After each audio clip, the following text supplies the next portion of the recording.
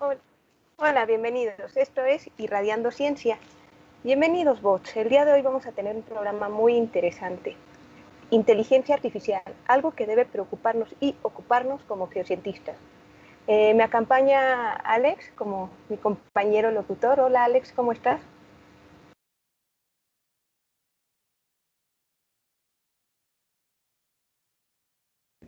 Bienvenidos, perdón, los bots me trabaron.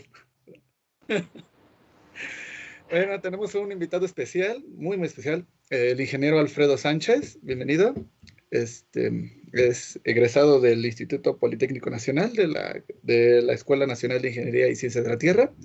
Actualmente desempeña como jefe de Departamento de Innovación y Desarrollo de la empresa Geotem Ingeniería y ha participado en más de 200 proyectos nacionales e internacionales en el ámbito de las geociencias. Bienvenido, Alfredo.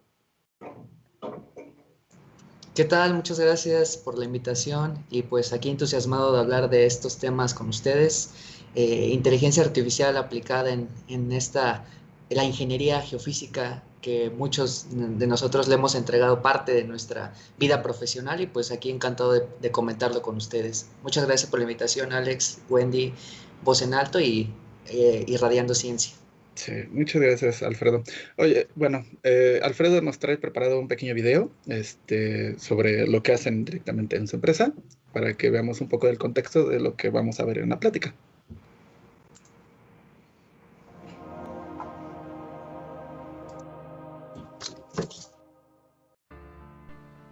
El mundo en el que vivimos cambia constantemente, pero hoy todo está cambiando más rápido que nunca.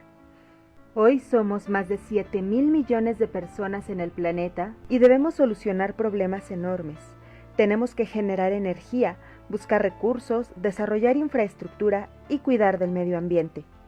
Definitivamente, tenemos que encontrar una forma sustentable de desarrollo. En Geotem, impulsamos a nuestra gente a crear e innovar. Desarrollamos proyectos integrales de exploración geofísica y exploramos nuevas técnicas que podrán resolver las necesidades de la humanidad y la industria con enfoque social.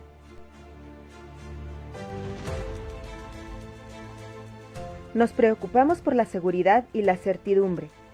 Nuestros estudios de ingeniería sísmica, análisis de riesgo, peligro sísmico, ingeniería estructural, geotecnia y monitoreo y control de estructuras permiten a nuestros clientes diseñar proyectos de construcción, planes de mantenimiento y estrategias de prevención con un enfoque específico que brinda certidumbre y mantiene la seguridad de las construcciones ante eventos sísmicos. Reinventamos la exploración del subsuelo. Invertimos en tecnología vanguardista de exploración aérea, marítima y terrestre.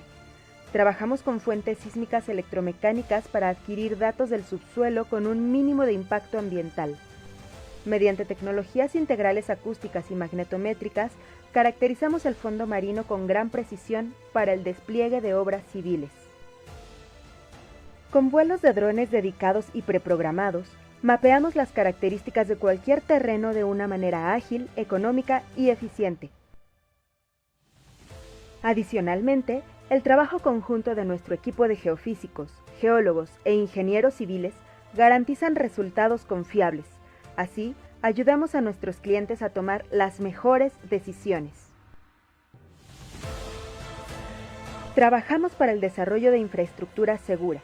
Realizamos estudios geotécnicos desarrollados bajo las normas técnicas internacionales ASTM y son complementados con análisis de laboratorio y exploraciones geofísicas someras y de mediana profundidad, reescalables a cualquier objetivo de interés.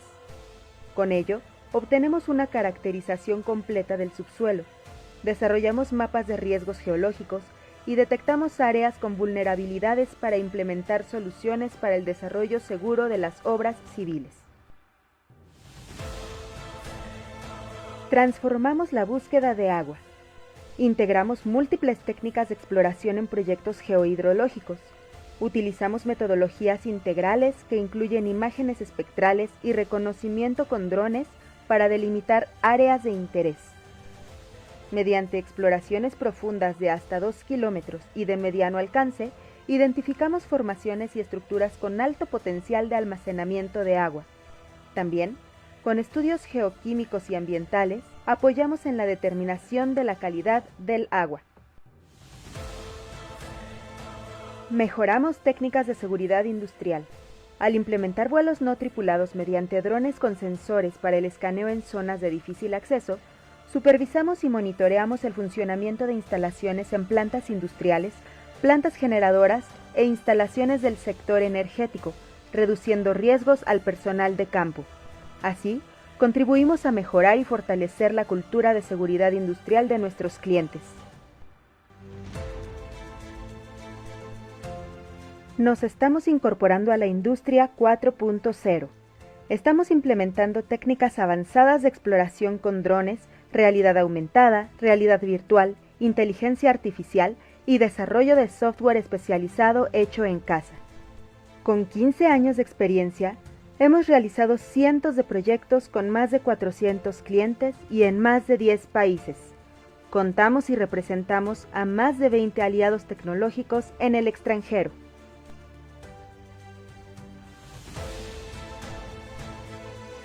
Hoy, el mundo está cambiando y en Geotem exploramos de manera estratégica e innovadora para mejorar eficazmente la calidad de vida de las personas y lograr un mundo mejor.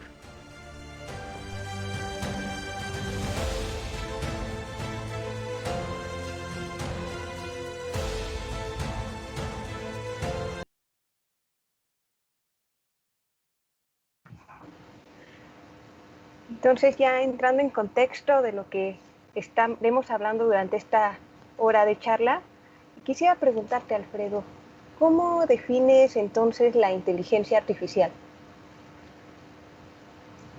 Muchas gracias, Wendy. Pues el video mostró prácticamente de forma muy detallada, diría yo, perdón por la longitud, pero son muchas actividades y nos podemos preguntar, en la ingeniería, ¿cómo se está aplicando estas cuestiones de inteligencia artificial, machine learning?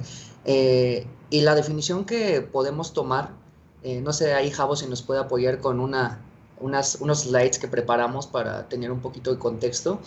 Pues prácticamente la inteligencia artificial se remonta ya hace algunas décadas, es un tema antiguo, si lo queremos ver de esta manera, y pues es la subdisciplina de la informática que busca la creación de máquinas que simulen comportamientos inteligentes. Y pues comportamientos inteligentes tienen que ver con lo que nosotros hacemos como seres humanos, pero también como lo hacen otros seres vivos. Por ejemplo, la robótica, pues asume y asimila muchos comportamientos dinámicos y estructuras que en la naturaleza existen. Pero ahora en estos tiempos la inteligencia artificial ha tomado bastante importancia por algunos temas que yo le llamo detonadores y hoy por hoy está siendo aplicado en muchos campos. Entonces, respondiendo a la pregunta, la inteligencia artificial puede definirse como un subcampo de la informática, de la computación, que busca la creación de máquinas que asimilen o similen comportamientos inteligentes. Este término, pues desde el 1955 que se acuñó, actualmente ha tomado mucha relevancia y es un tema que hoy vamos a tratar de platicar con todos ustedes. Una pregunta, Alfredo. Esta parte de inteligencia de asimilación de una máquina que pueda simular la inteligencia, ¿en qué ámbito se puede aplicar directamente? Pues mira, Alex, en nuestra vida diaria, hoy, año 2021, y en una época que ha venido a diferenciar la forma en cual nos movemos, en la cual trabajamos como sociedad, la inteligencia artificial está en todas partes, ¿no? Realmente no somos todavía no es muy evidente toda la información que generamos, pero prácticamente la información y la generación de datos es la estructura principal o son los entes principales que dotan de importancia el hecho de tener una máquina con capacidades de asimilar ciertos datos y entender algo de esos datos. Entonces las aplicaciones son muy variadas. Por ejemplo, ahora en nuestras aplicaciones móviles bancarias, pues estamos hablando de registros biométricos, automatizados, reconocimiento de patrones en texto, o también esta parte muy, muy importante que son los dispositivos inteligentes, ¿no? Que ahora ya el reconocimiento por voz, hace 15 años quizás, no era nada habitual, ¿no? Pensar que una máquina podía entender lo que decíamos. Imagínense, hoy por hoy es muy complicado el tema del el Natural Language Processing, que es la rama, digámoslo así, de la inteligencia artificial y más enfocado en el Machine Learning, y ahorita vamos a hablar de eso. Trabajar todo eso para que una máquina entendiera lo que nosotros hablamos con la tesitura de voz, el tono de voz, el idioma. Por eso es que hoy por hoy muchos de estos dispositivos solo funcionan en inglés, porque es todavía un trabajo muy complejo el que hay que hacer para que una máquina logre entender estructuras o segmentos de audio, en este caso un voz, en otro idioma. Pero son ejemplos relevantes. En el campo de la salud, ustedes pueden echar una ojeada en internet y buscar actualmente las proyecciones. Algo muy interesante ahorita con lo de la pandemia es hay institutos que se generó muchísima información de gente que se iba a realizar estudios con rayos X o, por ejemplo, tomografías pulmonares y, por ejemplo, utilizar esas imágenes para determinar, tenemos un conjunto de datos donde sabemos que hay pacientes con ciertas alteraciones pulmonares derivadas del COVID y pacientes sanos. Ah, bueno, entonces, ¿por qué no podemos entrenar un algoritmo que sea capaz de distinguir esta parte de pacientes con deficiencia pulmonar por el COVID y aquellos que están sanos? Cuestiones como esas son aplicaciones inmediatas de la inteligencia artificial y pues hablamos prácticamente en muchas áreas de la ingeniería y más en la parte de la ciencia aplicada. Entonces dices que prácticamente todo inició en 1955. Durante este tiempo, ¿qué es lo que se te ha hecho más interesante de desarrollo de la inteligencia artificial? Pues mira, a mí lo que más me llama la atención y la forma en la que lo hemos abordado desde el perfil profesional ha sido la gran cantidad de datos con la que se requieren trabajar. Y lo más interesante es eso, nosotros como seres humanos tenemos una forma de distinguir patrones en los datos, nuestros receptores, nuestros oídos, nuestros ojos asimilan información desde un contexto muy, muy puntual y del cual no nos damos cuenta. De hecho, por ahí dicen que cada visión personal pues es una verdad, ¿no? Del mundo, ahí, de esa realidad que está expuesta y que es el entorno y el ecosistema que nos rodea. Pero al final, lo que más me ha impresionado es la capacidad que tienen las máquinas actuales por el procesamiento de cómputo, por las capacidades de manejo de grandes cantidades de datos para extraer información útil. Y entonces es un trabajo que no hay que dejárselo a las máquinas, al contrario, se tiene que hacer un trabajo muy detallado y de un perfil que sigue siendo muy humanista. O sea, por ahí hay un tema muy de moda que las máquinas vienen a desplazar muchos de los trabajos. Eso es una realidad. Sin embargo, son trabajos que hoy por hoy hasta a las mismas personas que lo siguen realizando les parecen muy automáticos, muy hacerlos de esa manera porque simplemente es la mejor manera o la forma más eficiente de hacerlo. Pero no quiere decir que todo vaya a ser desde esa misma forma. La inteligencia artificial está en un estado muy, muy primario todavía. De hecho, me gustaría compartirles unas imágenes. No sé, Javos, ahí me apoyas con las siguientes láminas.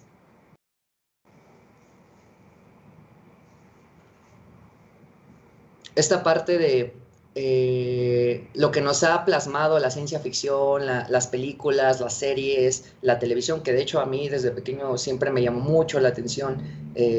Por cuestiones familiares siempre he estado involucrado con computadoras, entonces he vivido siempre al lado de un ordenador, ¿no? Entonces yo recuerdo que siempre me quedaba la idea de, bueno, ¿en qué momento llegaremos a ver en nuestra vida diaria o cotidiana máquinas que puedan pensar como nosotros y puedan actuar como nosotros? Y pues si nos damos cuenta y siendo sinceros, es algo que no es muy evidente. Solo si tú escarbas un poco en la literatura y te empiezas a interesar del tema, te vas a dar cuenta que muchas de las cosas que hoy tenemos a nivel tecnológico, a nivel de dispositivos, utilizan mucho de lo que es la inteligencia artificial. Entonces, pues aquí vemos no menos de una veintena de películas que son ya leyendas, legendarias, digámoslo así, donde siempre hay un diferenciador que tiene que ver con una máquina pensante, ¿no? Entonces, si le das a la que sigue, Javo, por favor. Pero no todo lo que nos pinta la ciencia ficción, pues es realmente creíble, ¿no? A los niveles actuales. Y es importante recalcar que sí, la inteligencia artificial, cuando ustedes lo escuchan o nos los presentan, siempre vemos algo así, una imagen, ¿no? De un cerebro y algo que está pensando y generando ideas y tú piensas que es una máquina que puede pensar, pero hoy por hoy las investigaciones, y lo hablo de forma ajena al campo de la neurociencia porque no soy experto en ello, pero sí he leído y he tratado de informarme, es un campo de estudio muy complejo y que hoy sigue siendo un enigma para los científicos. Nuestro cerebro quizás es la estructura más compleja del universo y es hasta cierto punto irónico que esta estructura que es en nuestro cerebro y que todos poseemos, un órgano como estos, sea capaz de autodenominarse el órgano más complejo. O sea, resulta irónico que este órgano sea el que diga yo soy la estructura más compleja del universo, quizás porque es la única estructura que logra diferenciarse y distinguirse del resto de los elementos biológicos o entes biológicos. Entonces, sí, está muy padre la concepción que se tiene de la complejidad, digámoslo así, a nivel de cómo nosotros generamos la inteligencia. Es un tema muy complejo, pero todavía falta mucho. Entonces, esto sirvió de base para que los científicos en esos tiempos, en los 50, trataran de hacerse preguntas y decir, ¿qué pasa si nos proponemos crear máquinas que piensen como humanos? Y pues ahorita vamos a platicar que estamos muy lejos de eso, ¿no? Si le das a la siguiente, Javo, por favor. Aquí una caricatura, ¿no? El contenimiento de la máquina. O sea, realmente hoy sin el internet, muchos de nuestros dispositivos inteligentes no pueden hacer prácticamente nada. Entonces, esa ficción que nos ponen de las máquinas superinteligentes y la denominada inteligencia artificial que va a venir a revolucionar el mundo y quizás a esta distopía social que muchas veces se nos ha planteado, está muy lejano todavía, ¿no? Inclusive, hoy por hoy, cuestiones como estas, ¿no? O sea, la máquina dice, oye, si me reconectes al internet, yo te voy a perdonar y cuando yo controle el mundo, ¿no? Y sí, estamos seguros de que a niveles de sistemas, por ejemplo, muy complejos que hoy por hoy existen en las naciones más avanzadas, pues ya tienen un control automatizado y muchas operaciones tienen que ver con la inteligencia artificial. Pero aún así, esta parte de máquinas superinteligentes, pues están muy lejanas. Si le das a la siguiente, Javo, por favor. Otra caricatura, ¿no? O sea, también a veces cuando tratamos de buscar cuál es el estado del arte actual, las aplicaciones de la inteligencia artificial parecen muy ubicuas, ¿no? O sea, muy idóneas y son muy útiles para funciones en específico o actividades en específico, ¿no? O sea, construimos una máquina increíblemente potente, pero pues para controlarla solamente la podemos hacer operaciones que nosotros sabemos que se hacen bien, ya, o sea, que los humanos hacemos bien, ¿no? Y este contexto lleva a las definiciones que les quiero presentar. Si le das a la siguiente, Javo. Este camino es, por ahí van a leer en cuestiones tanto de difusión y divulgación de estas disciplinas. Por ahí hay un tema que el famoso tecnólogo Ray Kurzweil, que era director de Google, de la parte de tecnología avanzada, hizo un libro donde hacía una serie de predicciones para los últimos 3000 años, o sea, aventurado el hombre, ¿no? O sea, decir qué va a pasar en 3000 años, y dio a conocer un término que hoy por hoy sigue siendo un referente en el tema de la inteligencia artificial, que se llama la singularidad tecnológica. Este término de la singularidad tecnológica ha ido cambiando la fecha en la cual se puede dar con respecto a varios autores. Por ejemplo, por ahí él decía que en el 2029 se iba a dar esta singularidad. ¿Y de qué trata esta singularidad? Pues habla o versa precisamente del evento que cambiará la forma en la cual nosotros interactuamos con las máquinas. Es decir, cuando las máquinas tuvieran un nivel de cognitivo tal que ya no fuera diferenciable entre una máquina y un humano. Sinceramente estamos muy lejos de eso. Entonces, en esta lámina lo que quise representar un poquito es que hoy por hoy, 2019, ustedes van a leer en muchas áreas de la ciencia está muy de moda la parte del machine learning y del deep learning, que es el aprendizaje profundo, y podríamos llamarle que el estado del arte está basado en estas dos disciplinas de la inteligencia artificial, el machine learning y el aprendizaje profundo. La diferencia es que el machine learning son estructuras algorítmicas, son estructuras basadas en estadística y probabilidad que permiten a una máquina mejorar con el tiempo bajo el contexto del aprendizaje. Es decir, tú le das a una máquina conocimiento a partir de la experiencia previa. Tú le dices, esta etiqueta es la letra A, esta etiqueta es la letra B, esta etiqueta es la letra C, y tú le enseñas de una manera u otra a que esto sea una verdad para ella, ¿no? Entonces, cuando tú le pasas nuevos datos, ella va a tener capacidad a partir de múltiples algoritmos de diferentes formas. Por ejemplo, estos famosos árboles, bosques aleatorios, o la parte de la clusterización, o también hay unos modelos que se llaman modelos de ensamble.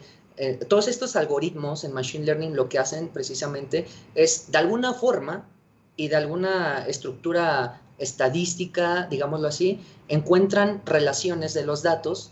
No sabemos cómo. En algunos algoritmos es posible saber cómo. De hecho, eso se llama explicabilidad en un modelo de Machine Learning. Pero generan esos patrones de relaciones, que son funciones, al final de cuentas, como un mapeo de funciones, ¿no? ¿Qué es esta cosa? Y lo ubico con esta otra, ¿no?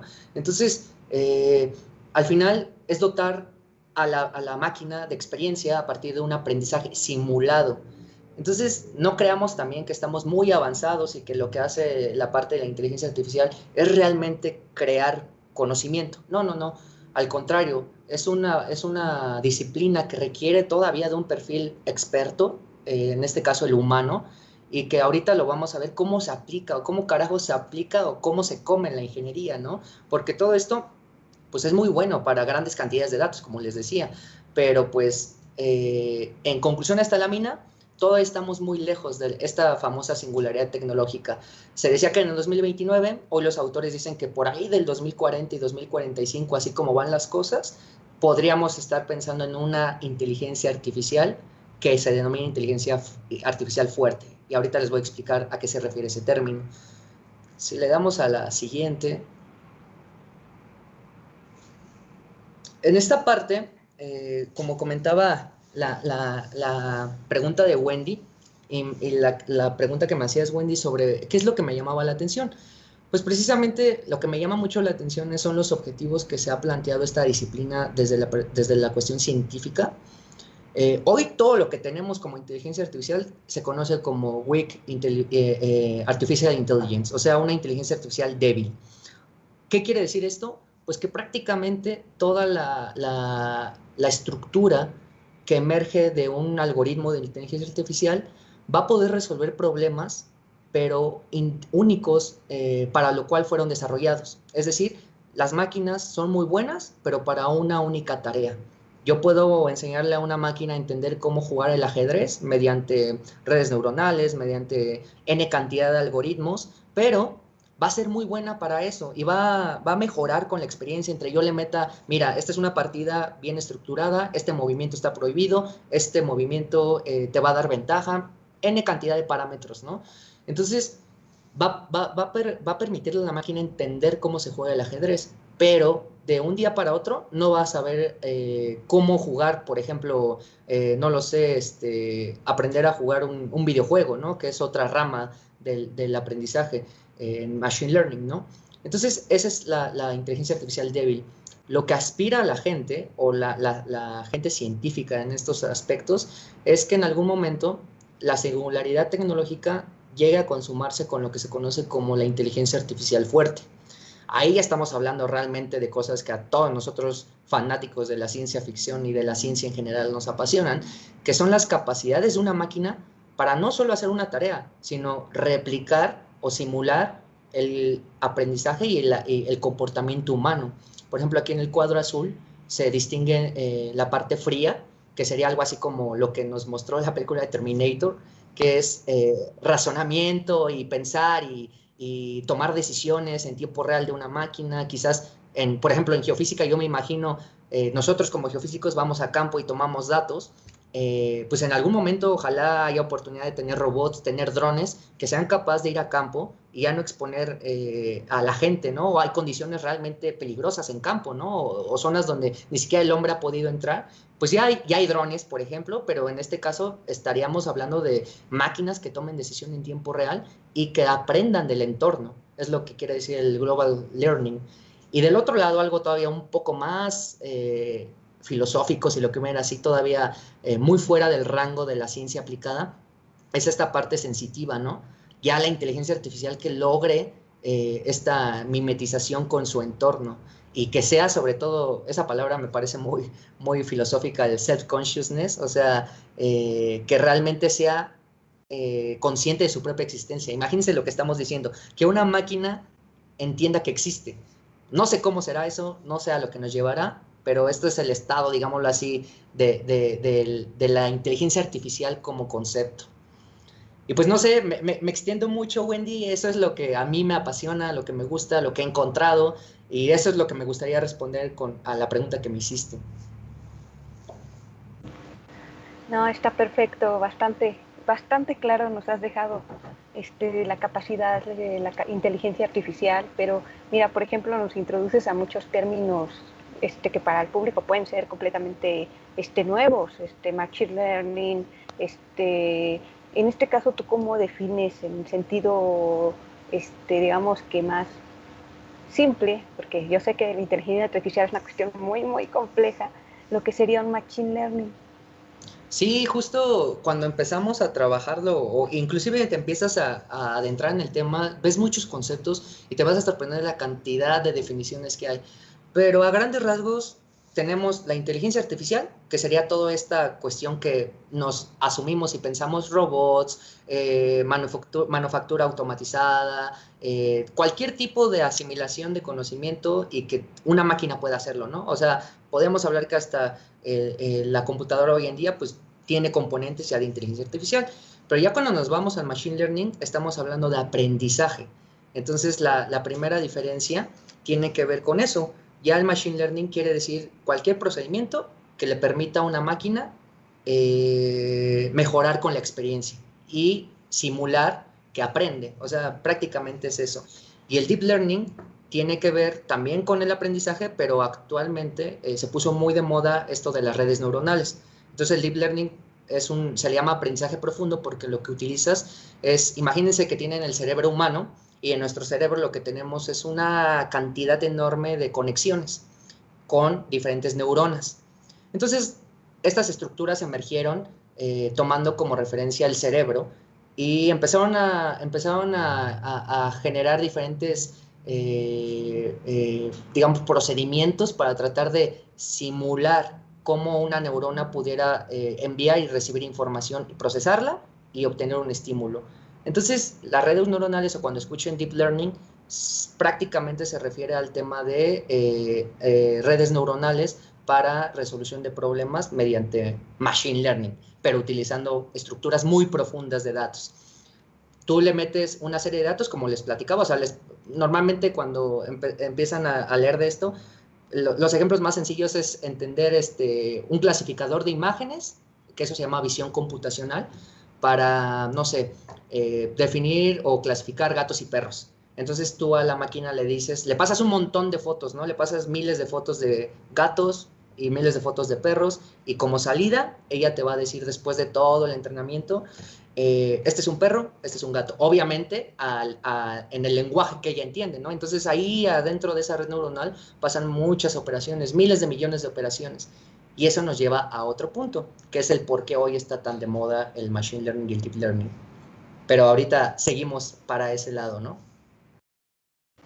Sí, de hecho también hay otro concepto que maneja mucho el Big Data, y yo creo que te refieres precisamente al gran manejo de datos. O sea, en cuanto nosotros queremos preparar una computadora para hacer una función, te encuentras con una cantidad de información que luego ni tu misma computadora puede manejar.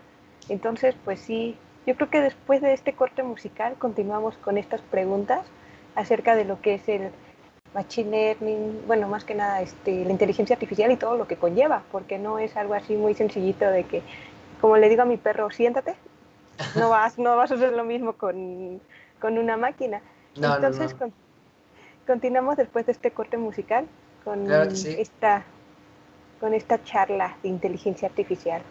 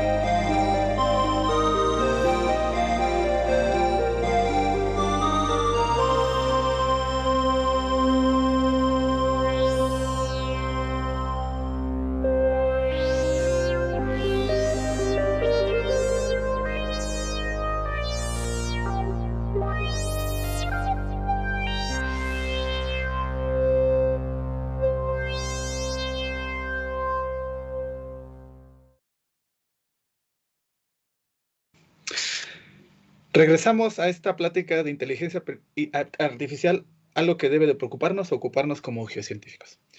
Tenemos a nuestro invitado, al ingeniero Alfredo Sánchez. Tenía unas dudas desde la sección pasada, que pues bueno, esto es un poco tocando un tema de ciencia ficción. Siempre nos hemos imaginado la parte de los que programan las inteligencias artificiales, tanto como buenos como malos. ¿Quién hace en realidad la inteligencia? Bueno, ¿qué es la parte humana de la inteligencia artificial? ¿Quién construye esta parte? ¿Qué características debe tener la persona que se dedica a esto? Sí, correcto, Alex. Es un tema muy, muy interesante porque estos dominios tienen que ser muy bien diferenciables. Realmente los computólogos son las personas que hoy tienen la habilidad para estructurar de una manera. De hecho, esto puede ser un nuevo, no quiero decir paradigma, no me dedico a la programación, me involucro con muchos programadores y entonces no quiero que ninguno de ellos me regañe, pero la forma de hacer las cosas pues es meramente un perfil de computación, ¿no? O sea, de programación. Hoy se puede hacer inteligencia artificial. Me acuerdo mucho que en la universidad, cuando yo estaba estudiando, no teníamos acceso a poder pensar en algoritmos aplicar algoritmos, por ejemplo, de inteligencia artificial para cuestiones, no sé, de geofísica aplicada, para cuestiones de geología o astronomía.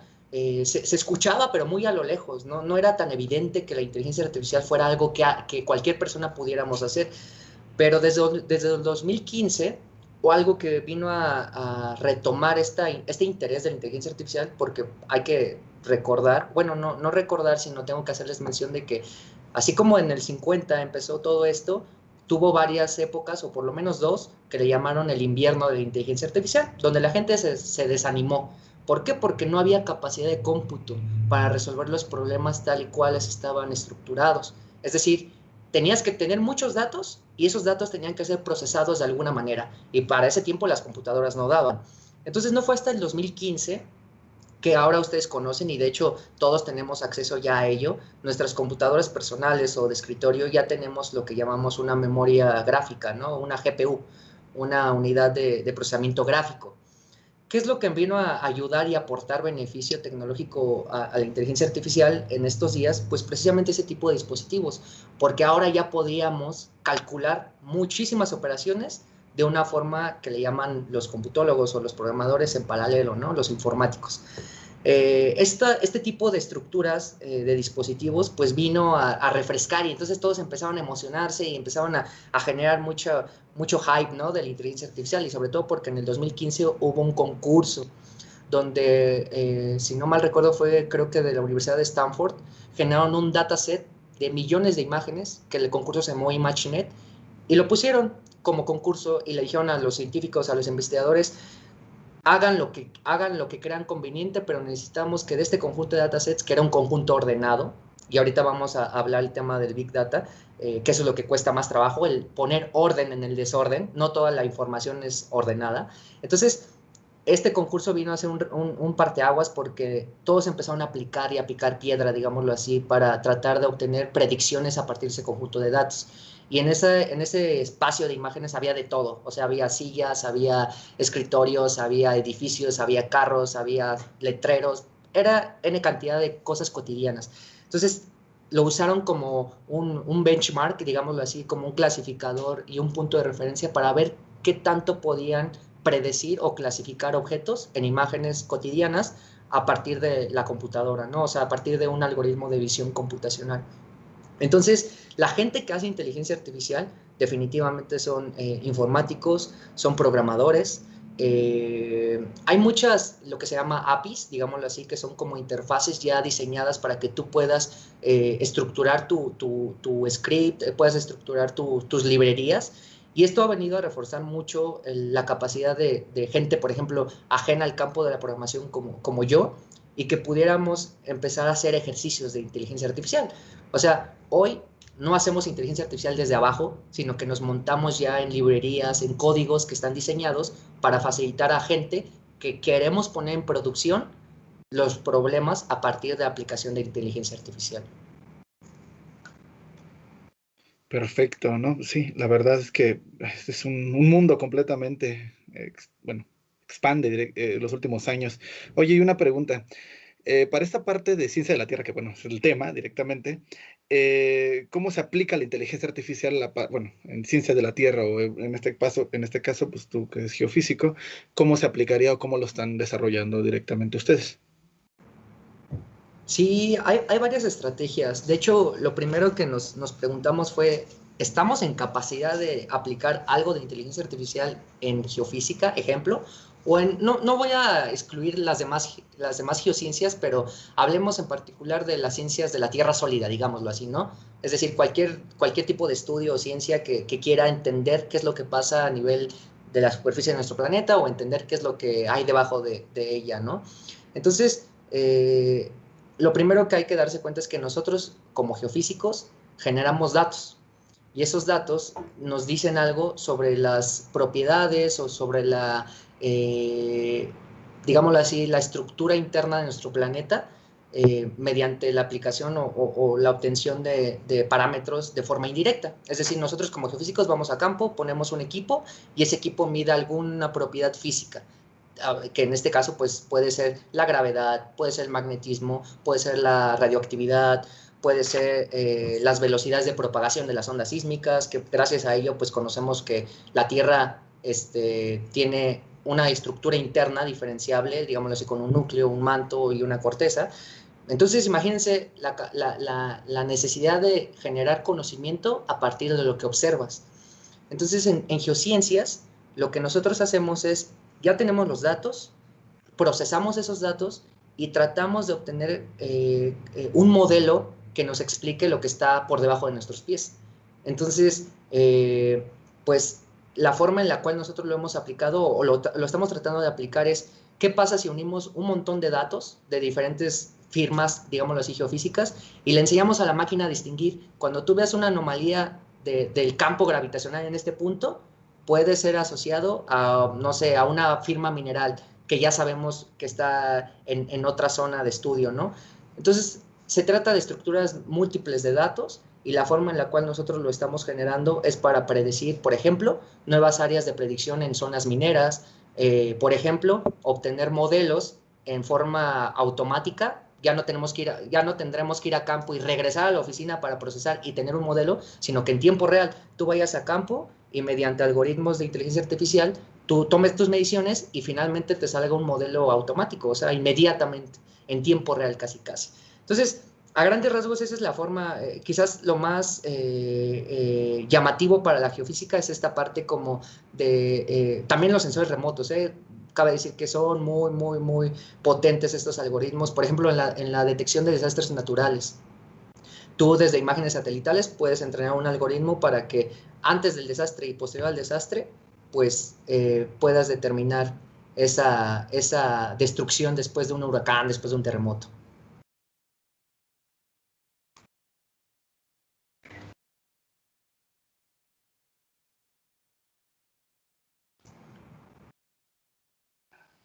Sí, creo que por aquí ya nos quedaba poco tiempo, ¿no? Wendy se le cortó la señal. Ah, ok. Sí, bueno, Alfredo, yo creo que tiene problemas con la cuestión del audio. Bueno. ¿Ya me escuchan? Sí, perdón. Ya, sí, es que tengo aquí unas cuestiones de inteligencia artificial mal hechas con respecto a mi comunicación. No, pero pues está muy interesante todas las aplicaciones, tanto médicas como científicas, como humanísticas también para la inteligencia artificial y de ver, digamos, cuestiones de población, de comportamiento, de zonas de alto riesgo, pues, incluso para lo que son riesgos naturales. Está muy padre todo lo que podemos aplicar en la cuestión de inteligencia artificial. Ojalá y podamos tener una futura plática de sus aplicaciones y de todo lo que pues, se puede realizar también a través de inteligencia artificial para más bien lo que ya se está realizando actualmente, ¿no? Yo creo que es un tema muy amplio esto que estamos haciendo y pues quisiera agradecer al público de Voz en Alto Radio que nos está siguiendo. Si tienen algunas dudas las estaremos respondiendo mientras las publiquen. También quisiera agradecerte, Alfredo, por aceptar la invitación. Ha sido una charla muy amena y muy completa, de hecho. Javo, por apoyarnos con producción. También quisiera agradecer a los chicos de Geocire por la preparación del material. Un saludo a Luis Antonio y pues nos despedimos. Muchas gracias. Este fue Irradiando Ciencia con el programa Inteligencia Artificial. Les agradezco mucho. Muchas gracias a todos. ¿Algunas palabras para finalizar que quieras agregar, Alfredo? Pues yo creo que sí, vamos a tener que hacer una segunda parte porque nos quedamos aquí medio picados, pero sí. Créanme que con todo gusto estoy puesto para la siguiente y me gustaría retomar este punto. Quizás nos faltó tiempo para mencionar aplicaciones realmente que se están haciendo y créanme que hay mucho que abordar. Entonces, mientras haya oídos que nos quieran escuchar, pues yo puestísimo, ¿no? Claro, muchas gracias, Arturo. Muchas gracias.